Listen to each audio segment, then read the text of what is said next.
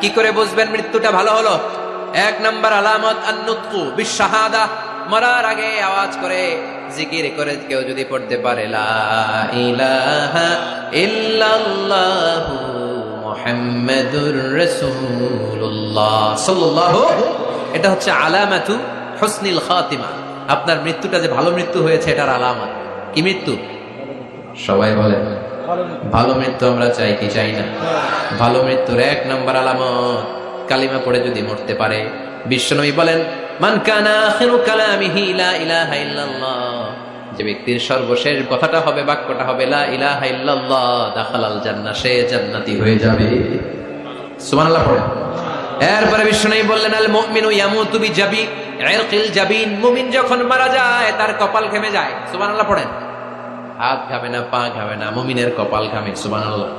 এজন্য কেউ মারা গেলে কপালের মধ্যে হাত দিবেন, দেখবেন ওই ঘামের মধ্যে একটা জান্নাতি ঘ্রাণ আছে। সুবহানাল্লাহ। আল্লাহ, আমরা যখন মরে যাব আমাদের কপালটা যেন এরকম ঘেমে যায়। আমিন পড়েন আর জোরে আমিন। আল মুমিনু ইয়ামুতু বিআরাকিল জাবিন, মুমিন মারা গেলে তার কপাল ঘামে। কপাল ঘামলে বুঝতে হবে এটা ভালো মৃত্যু, ইমানি মৃত্যু। চিল্লায় বলেন ঠিক কিনা? এরপরে বিশ্বনবী বললেন ফি লাইলাতিল জুমা, জুমার রাতে যদি মরে, আও ফি শাহরি রমাদান, কিংবা রমজান মাসে যদি মরে, আও ফি সাফারিল হজ, কিংবা হজের সফরে যদি মরে। বাংলার জমিন থেকে অনেক হাজিরা হজ করতে যায়, অনেকে ওইখানে যে আরাফাতের ময়দানেও মারা যায়, এরকম হাজি আছে না নাই? খুশনসিব, এটা খুশনসিব। আলহামদুলিল্লাহ পড়ে। এরপরে বিশ্বনবী বললেন মাউতুশ শাহাদা, আল্লাহর রাস্তায় জিহাদ করে কালেমার বাণীকে উপরে তুলে ধরার জন্য কেউ যদি শাহাদাতের বাণী, শাহাদাতের পেয়ালা পান করে, শাহাদাতের মৃত্যুর চাইতে ভালো মৃত্যু আর হতে পারে? শাহাদাতের মৃত্যুর চাইতে শ্রেষ্ঠ মৃত্যু আছে নাকি?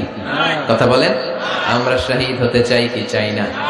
আমাকে শহীদ করে ওই মিছিলে শামিল করে নিও, আমাকে শহীদ করে সেই মিছিলে শামিল করে নিও, যে মিছিলের নেতা মীর হামজা, হুবাইবে খাব্বাব, আল্লাহর কাছে তারা অতি প্রিয়, শামিল করে নিও, আমাকে শহীদ করে সেই মিছিলে শামিল করে নিও। পড়েন আমিন।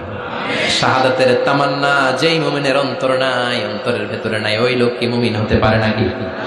মান সাআলাল্লাহ শাহাদা, বিশ্বনবী ফরমান যে ব্যক্তি আল্লাহর কাছে শাহাদাতের মৃত্যু চায়, বাল্লাগাহুল্লাহু মানাজিলাশ শুহাদা ওয়া ইন মাতা আলা ফিরাশিহি, কেউ যদি আল্লাহর কাছে শাহাদাত অন্তর থেকে কামনা করে, রব্বুল আলামিন ওই ব্যক্তিকে শাহাদাতের মর্যাদায় নিয়ে যাবেন, যদিও সে বিছানায় পড়ে পড়ে মারা যায়। বিছানায় পড়ে মারা গেছেন, কিন্তু অন্তরে কামনা ছিল আল্লাহ আমার তুমি শহীদ হিসেবে কবুল করো, শহীদদের কাতারে আপনারা দাঁড় করায় দিবে কে?